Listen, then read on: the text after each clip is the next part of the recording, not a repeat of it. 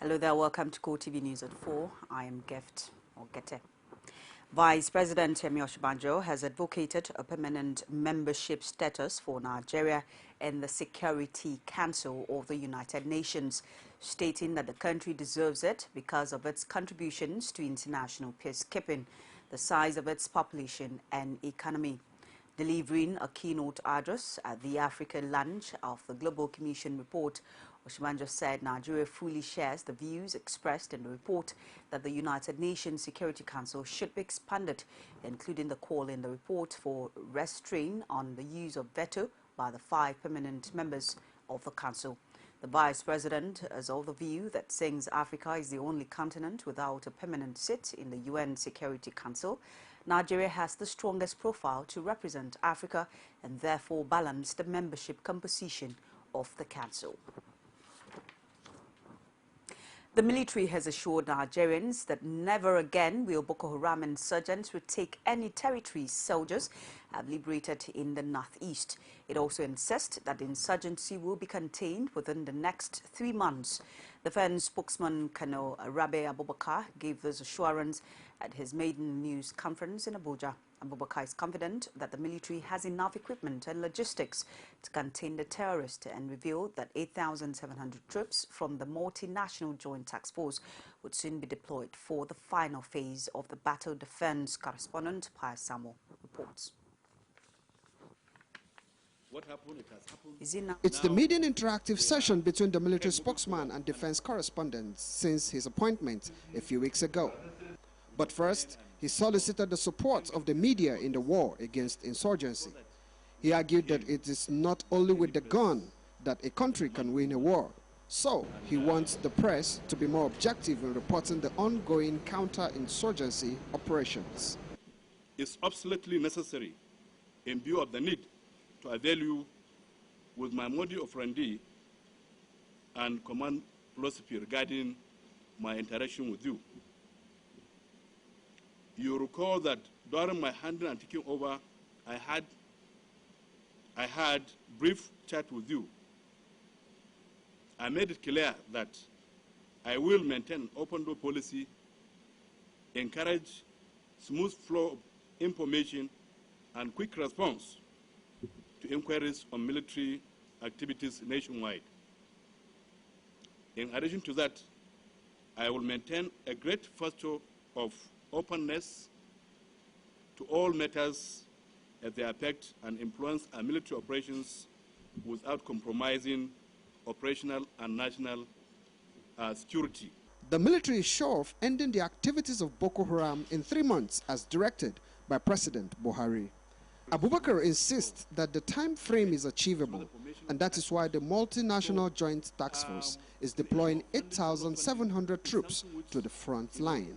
In line with popular belief that security is everybody's business, hence the need to collectively support the effort of the security agencies to swiftly actualize the presidential directive to end the menace of Boko Haram terrorists within the stipulated time period. To ensure that territories captured by the troops no longer fall into the hands of Boko Haram, the military spokesman revealed that troops have been directed to ensure safety in those areas. He also claimed that never again will terrorists retake any territory captured by troops in the northeast. What happened, it has happened. Now we are moving forward, and I believe with the level of injections of what we have, you know, material-wise, equipment-wise, the morale of the troops is being, you know, extremely, you know, encouraged, and they are ready to, you know, test anybody, not just Boko Haram. With the recent successes recorded in the fight against Boko Haram, Abubakar is sure that peace will soon return to the northeast. Pius Samuel, CoreTV News, Abuja. The Nigerian Army says troops involved in counter-insurgency operations are making steady progress towards clearing all Boko Haram enclaves in and around Sambiso Forest. This is contained in a statement issued on Wednesday by the Acting Director of Army Public Relations, Colonel Sani Usman. Usman disclosed that troops are currently clearing Boko Haram hideouts around areas that had already been taken over by the army within the forest. He also reaffirmed the army's commitment towards ending insurgency and ensuring a safe and secure Nigeria in line with the directive of President Muhammadu Buhari. The Nigerian army says troops have intercepted and arrested individuals who have been supplying Boko Haram terrorists with hard drugs and other stimulants. Army spokesman Colonel Sani Usman said in a statement that they were picked up between Depchi and Gaidam in the northern part of Yobe State on Tuesday. The arrested persons were also said to have been engaged in the supply of fuel in addition to hard drugs such as cannabis and tramadol, amongst others. The army says the suspects have been making useful statements. National leader of the All Progressives Congress, Bola Tinubu, has dismissed claims that he is locked in a political battle with former Vice President Atiku Abubakar for the chairmanship of the party's Board of Trustees. He spoke shortly after a closed-door meeting with President Muhammadu Buhari at the Presidential Villa, Abuja. The former Lagos State Governor, who was accompanied by another former Governor, Bisi Akonde, insisted that there was no basis for a past struggle. Senate President Bukola Saraki has described his experience since assuming office 3 months ago as interesting and challenging. He spoke while answering questions from reporters after an official tour of the National Assembly complex in Abuja, the first such tour by any Senate president since 1992. The Senate president said the familiarization tour was meant to allow him and the principal officers of the upper chamber have an on-the-spot assessment of the environment. The Senate is convinced that the money spent on the power sector since 1999 would exceed 2.7 trillion naira. This, according to the chairman of the Senate Committee on Power, Abubakar Kyari, is because the amount in the public domain came from only the Ministry of Power and the National Integrated Power Project (NIPP). He said on the second day of the investigative hearing that a total figure of expenditure emerged after all the agencies would have given their testimonies. We also saw it in the media today, and even from last night, that 2.7 trillion naira was spent in 16 years. We want to correct that impression.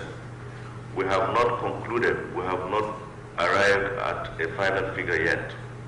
The 2.7 trillion naira was just the Ministry of Power of 958 billion, and that of the NIPP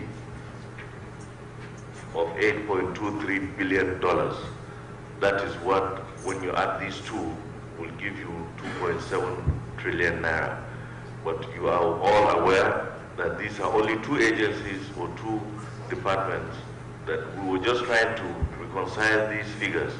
As we go along, we know we have other agencies, and even including the ones that, those that are here, that have contributed to the investment, and also other multilateral agencies that have investments in the power sector over the years.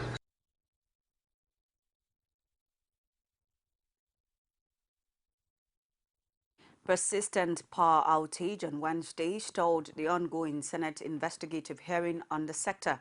There were at least 5 power failures until the final one that forced the committee chairman Abubakar Kyari to consider investigating the cause of the outage.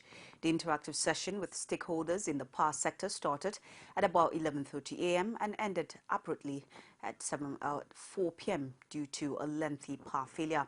Permanent Secretary in the Ministry of Power, Godnose Igali, was making a submission on behalf of the various electricity companies when the lights went off. Active players in the power sector say there is hope for stability in the next 3 years if government creates an enabling environment for investors. Director General of the Bureau for Public Enterprises, Benjamin Dike, is one of the individuals who expressed this optimism on day 2 of the ongoing Senate probe on the power sector. The father expressed optimism that the privatization process will yield more positive results in the coming days. Issues hindering stable power supply, including low generation capacity due to lack of gas, as well as liquidity, among others, were also brought to the fore by the companies responsible for generation and distribution. We have signed a performance agreement with all the discos and with all the telcos, which commits them to make certain levels of investment over a 5-year period. And there's a provision that if they fail to do so, by year 5, government can take back the companies for $1.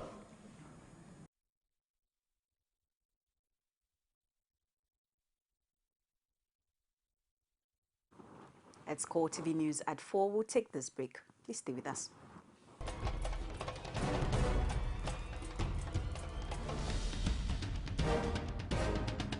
This is what the people are saying. You don't run a big economy with generator. They need to do more in terms of energy and power. Many things to do for this Nigeria about lights, water, and new TT. For Nigerians that are not gullible, we know that good laws have done nothing good for this country. Buhari won the election convincingly. Talk to our husband that you should keep promise about what you said, and because people are watching you, you know, another election is coming. Because some people will strong for Yoruba land, will be strong man, you don't die. This nation is moving forward. The best is going to take place. The people giving voice to the voiceless. Thanks for staying tuned with us. Now, for more information on CoreTV News, you can reach us on our social media platforms, facebook.com/CoreTV News. On Twitter at CoreTV News NG. And YouTube at youtube.com/CoreTV_News. The All Progressives Congress has inaugurated a 6-member committee to screen politicians jostling to fly the party's flag in the December gubernatorial elections in Bayelsa State. The committee, which is headed by Hakeem Baba Ahmed, is to screen all 20 aspirants that have since indicated interest. The inauguration was done by Deputy National Chairman for the Southwest, Segun Oni, who promised a level playing field for the aspirants.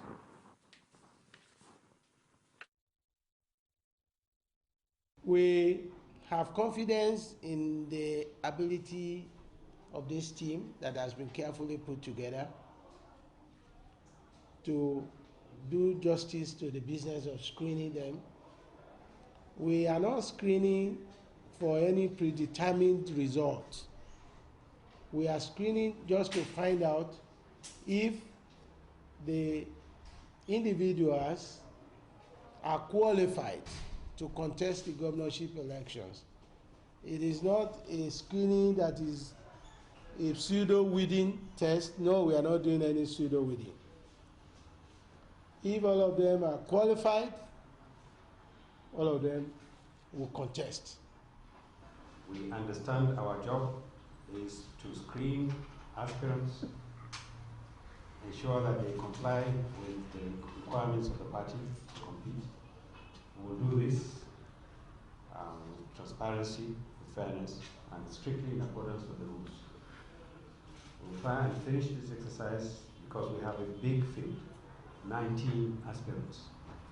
We'll try to do this as quickly as possible because the journey to the government house in Yenagoa starts today for the APC. Everything our party does from today until we win that election is going to be done, as you said, by the standards that were already established.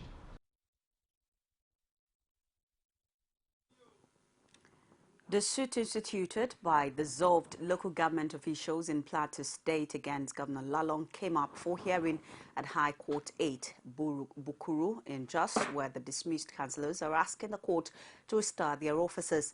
The councillor, speaking through his counsel, Gyangzi, said the matter will have to be reassigned to another judge because the judge handling the matter will be ending his vacation soon. Our Plateau State correspondent has the details.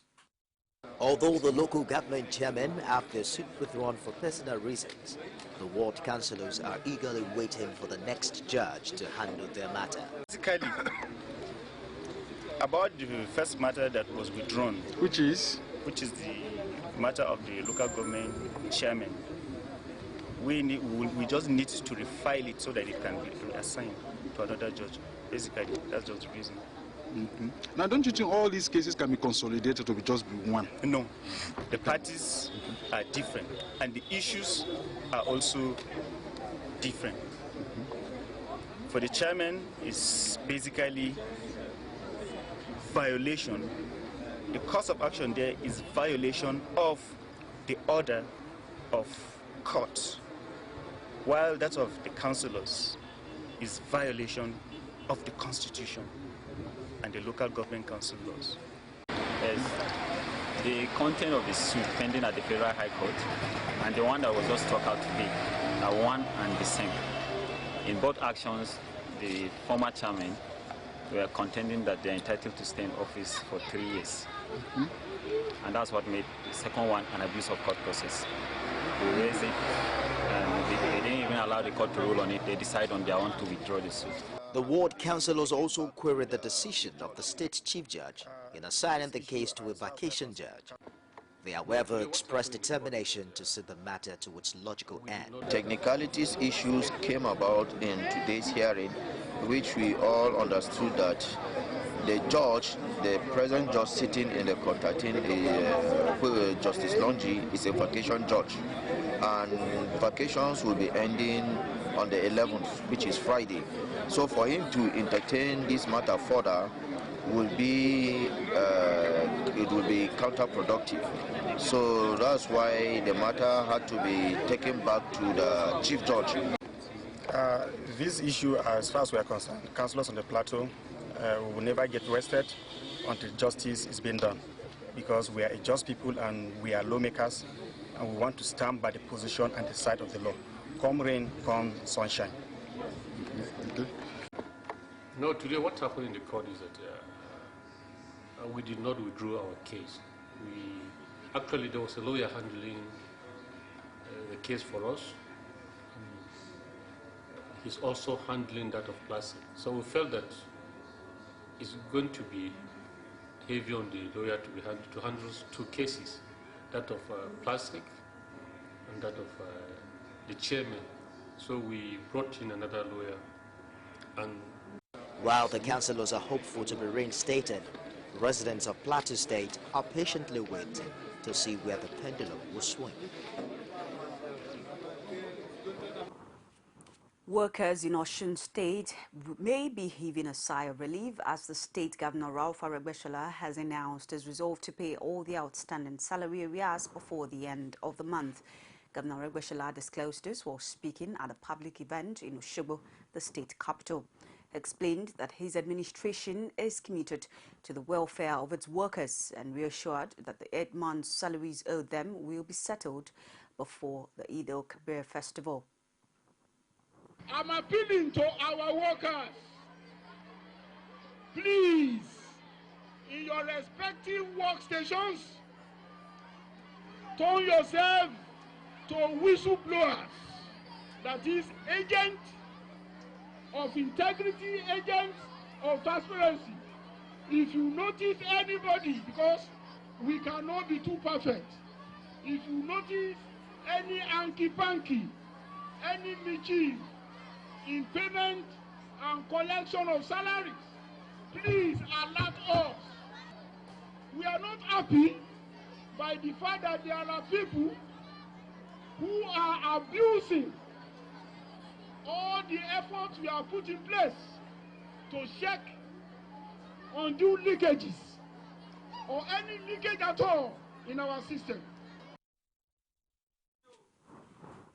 The Ekiti State House of Assembly has taken a swipe at the federal government for calling the CBN loan facility to workers a bailout. This is coming as the House passed a resolution for the state government to take 10 billion naira loan facility from the excess crude account and over 9 billion naira from the bailout fund. The 10 billion is sought to offset the state's recurrent expenditure, while the 9.6 billion is to clear salary arrears, bringing the total loan to be taken by Ekiti up to the tune of 20 billion naira. Rashid was at the session. He filed in this report. As part of the requirements of the Central Bank of Nigeria for states to access the bailout fund, the Ekiti State government was seeking approval for 2 loan packages from the Apex Bank. One is a 10 billion naira loan drawn from the excess crude account at 9% interest rate for recurrent expenditure, while another facility of about 10 billion naira from the bailout fund is for the payment of salary arrears. The Ekiti State House of Assembly, through the Speaker, however, faults the federal government for tagging the loans as bailout, since the loans come with interest.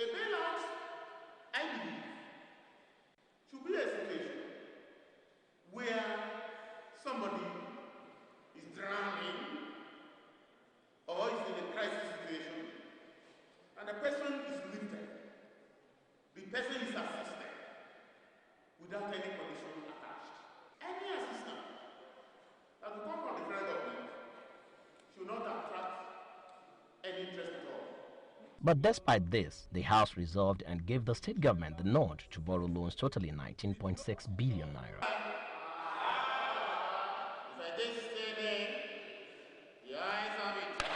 Ekiti people are already aware and expectant of the 9.6 billion bailout, but the House says sensitization will be needed to make them understand the rationale behind the other 10 billion naira loan. We'll also sensitize our people to let them know that the 10 billion naira loan is for the development of our state, apart from the bailout, which the federal government called the bailout, which is going to serve for the purpose of taking care of the workers in the state. Ekiti now awaits the receipt of those loans and its disbursement to help in cushioning the effects of the cash crunch on the citizenry.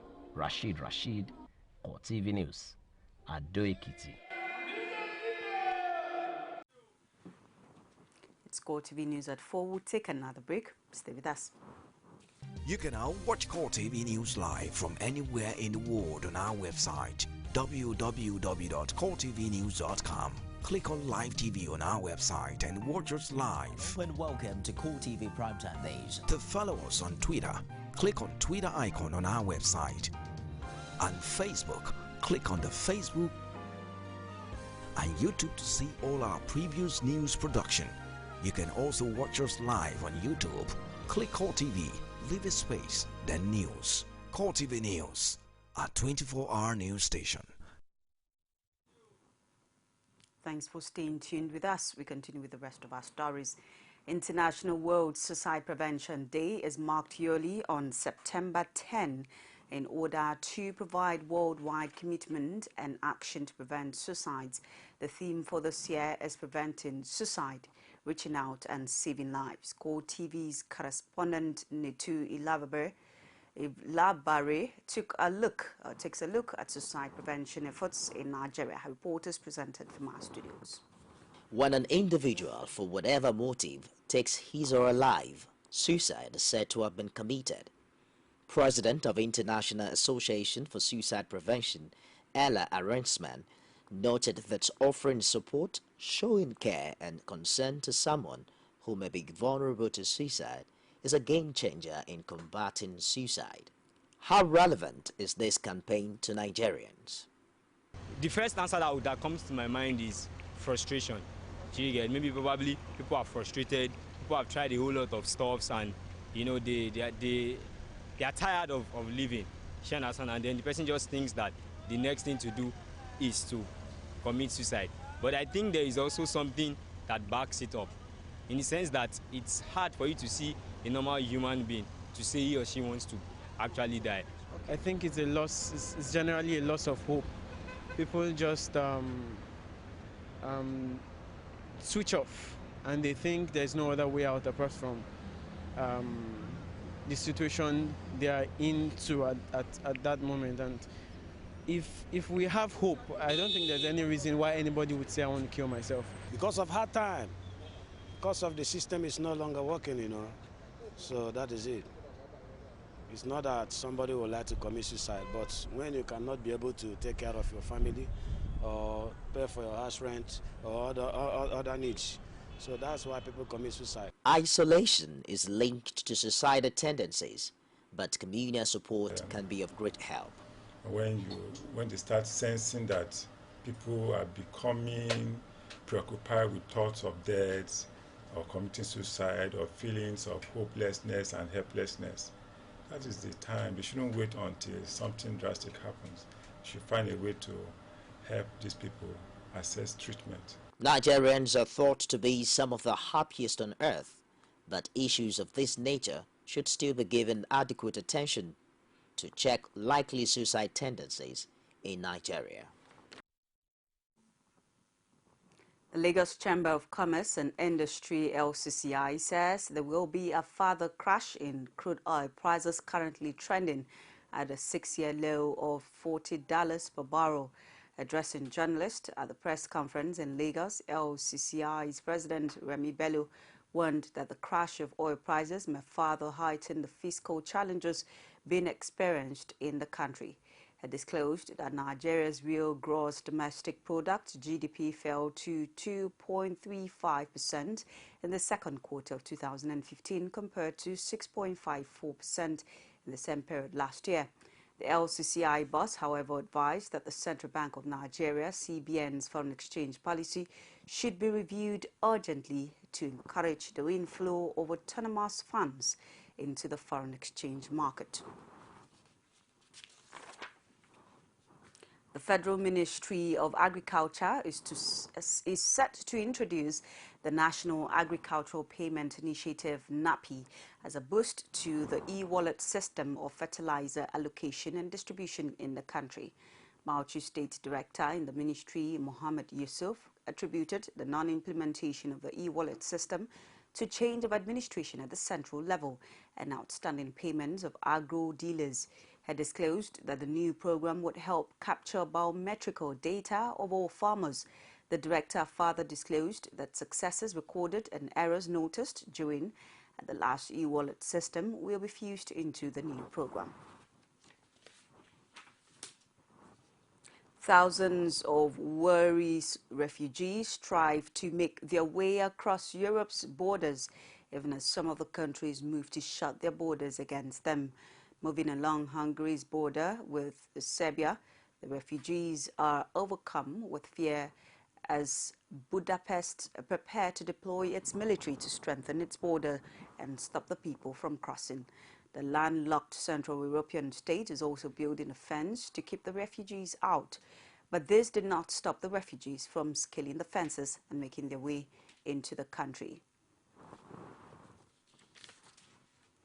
Military helicopters have begun rescuing residents from the top floor of their homes after raging flood waters poured in and inundated the wide swath of a city north of Tokyo.